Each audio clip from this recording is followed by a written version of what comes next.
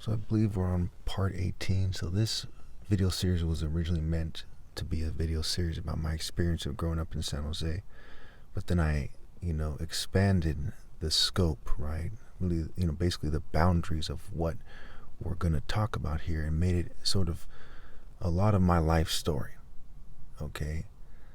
And in this part, we're going to get into really the gang stalking campaign, okay, and when it starts intensifying, which is in 2011, going back to when the state had set me up to clash with my older brother, and I was holding the chicken wings out of lock where you had to, unlock one of the lock, push the door open, and reach your hand under and use the key to unlock the other lock, right? It was like a lock that was sold on Amazon. It just gave me an extra layer of security because the other lock was kind of weak and easy. You could just like push it open a lot of times, something to that effect, right? There was some problem with it like that. Okay. So, I had one chicken wings in one hand. I had wearing a jacket, big black jacket, and I unlocked the one lock, right? And while holding the chicken wings in my other hand, and I switched the keys with one hand, right? And I'm reaching in to unlock the other one. My older brother confronts me about something that I was talking about in the other video, and he grabs me and pushes me through the door. And of course, I was already mad at him because he had eaten some of my chicken wings. Oh, I forgot that part. That part is key here. What had happened was I was very hungry.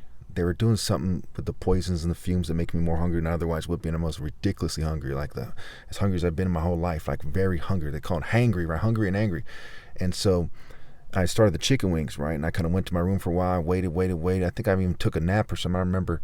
But it's been quite a long time, and I go back down, and he turned off the chicken wings early, and he was eating them, and they were like nowhere near cooked, so they might have even told him to do that.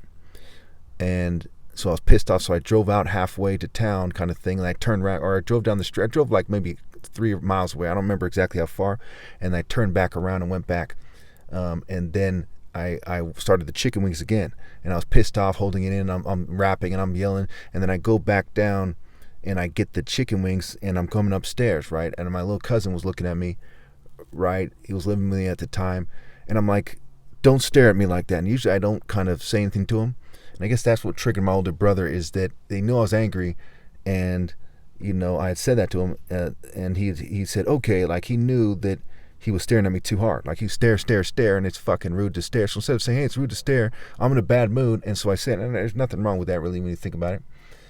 So, it was after that chicken wing incident, right? Eventually, one thing leads to another, right? We're kind of tussling for a while, right? So he weighs like maybe 50 more pounds than me or something, and he's kind of, he's exerting, his strength one moment, and then he kind of, you kind of get weak after a while doing it that way, right?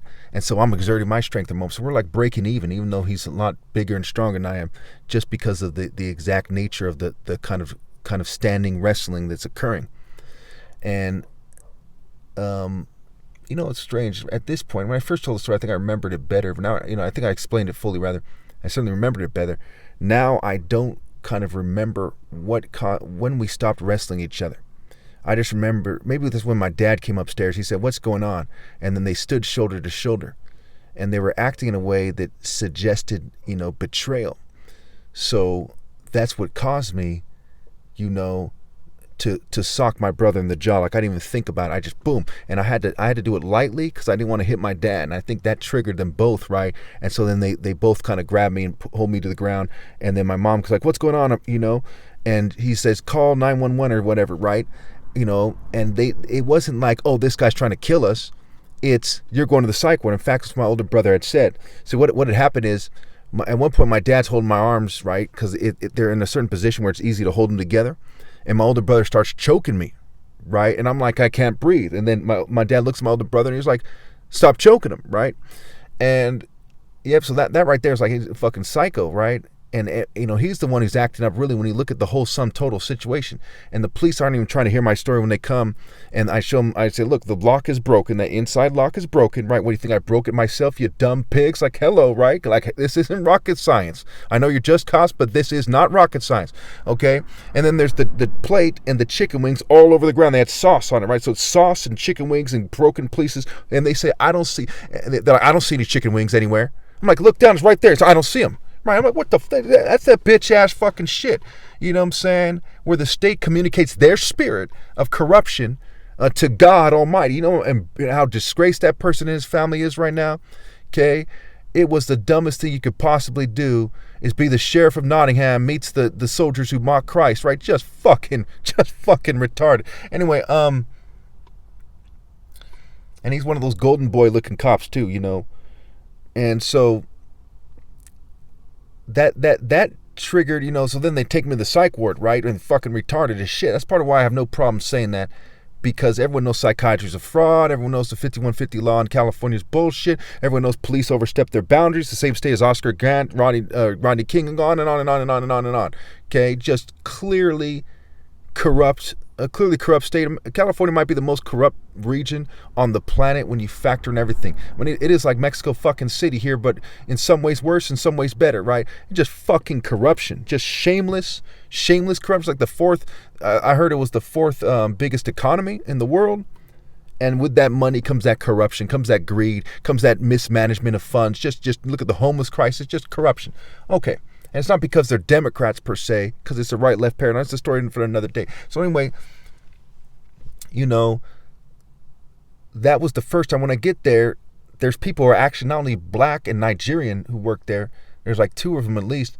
They're Igbo. They're from my dad's tribe specifically. I'm like, what the hell, right?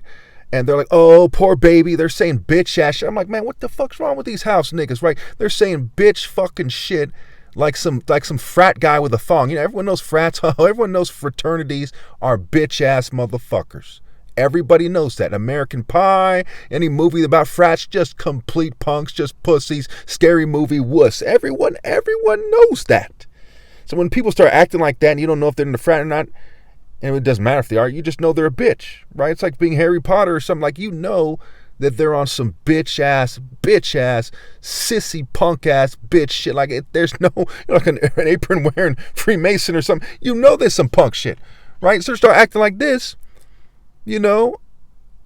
And I'm like, man, what the fuck? They're like 2 years old, right? And they're in the psych ward. Like, there's all these people that, oh, no one cares. And their whole staff's like, oh, we're psych ward staff. Psychiatry's a fraud. We abuse people. We discredit them and fuck them in the ass. We like putting needles in people's butts. We're, you know, and so on and so forth, right? And so after that, I think that was the time, first time I got shipped to a place called Fremont Hospital in a different city called Fremont. Okay, and it's just bullshit. They're bullshitting the whole time. Everyone knows psychiatry is fraud. Once they get you in the system, they just keep bullshitting, right? So then, you know, it was like maybe a couple weeks later. I don't know. At some point, I see people look similar to the staff in the psych ward, right? And they're smiling at me and they're doing things on the road that gives away that they know of me or know me or something, right? And there's also these lights, right? I believe that's when the one headlight harassment is what it's called, started to occur. The brighting, they're driving with their high beams. When I've been driving for years and years and years before that, right? And never did I see so many people with their high beams on and one headlight. There's no way it's a coincidence, right? And I have footage of that and all that stuff. I have footage of like 4 cars driving by and like 3 of them have one headlight. I mean, what are the fucking odds, you know? It just nowhere near that frequency before, okay? And so they're running a psychological operation on me. And I'm getting shunned more than ever on the internet. I'm getting hacked more than ever. I'm getting hacked to a ridiculous degree, especially when I got on Facebook. You know, my computer would start acting up big time. Like, the fans started making noise, start getting really hot. Just being persecuted. And I forgot to bring up, you know, I was doing martial arts training myself, and really I knew I was far better than other people back in 2010 and 11. Okay. And those people starting to give away that they're watching me, and they're starting to show they disapprove. My mom at some point during this harassment had said that, you know, that she wanted me to go train under the teachers I had when I was younger. Okay. And stuff like this. I'm like, man, wow. Like, what the fuck? Can I do things my way? I'm a free citizen. Like, what the fuck, right? And so, you know, a lot of things start occurring. At some point, I start noticing they're drugging my food and drinks. They're drugging various things. Okay, there's stuff on the clothes. They're fuming me.